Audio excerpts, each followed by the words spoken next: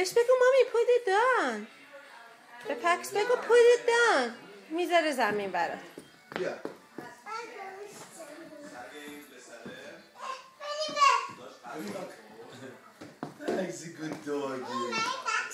آره مامی بده بهش. دهنت نذاری. بذارش دهنت. اگه مثلا غذاش ازش بگیری. دیدی؟ چون ما از بچگی این عادت داریم با غذاش دست می‌زنیم که می‌دونیم چیه عادی واسه. خیلی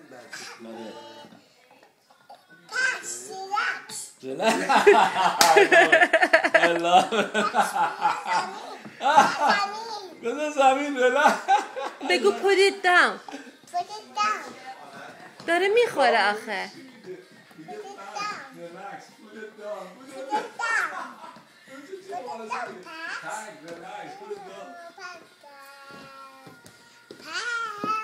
بهش بده ماما مال خودشه. Go hide it, he's gonna find it.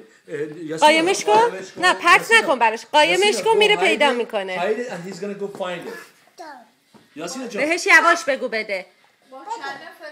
یواش. اینجا دارم بچه رو تمیز میکنم. یاره 2 4 6 یواش ماما یواش دست نه یواش بهش بگو پلیز دستتو دستشو نه کاری نه ازش بگیره عصبانی نمیشه.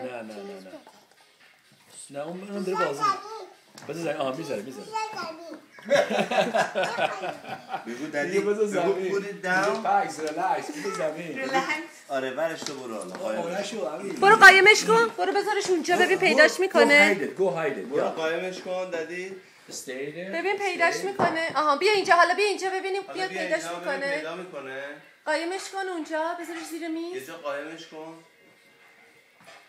اوکی حالا بیا اینجا. بگو پکس استخونت کو. بهش بده. نه یاسینا اینجوری. پکس come here give اشتباهی مثلا اصلا اون گاز گرفت. مثلا دست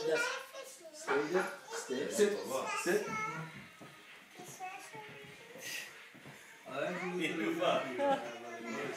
میگه بابا کریسمس آره دست نزن. go find go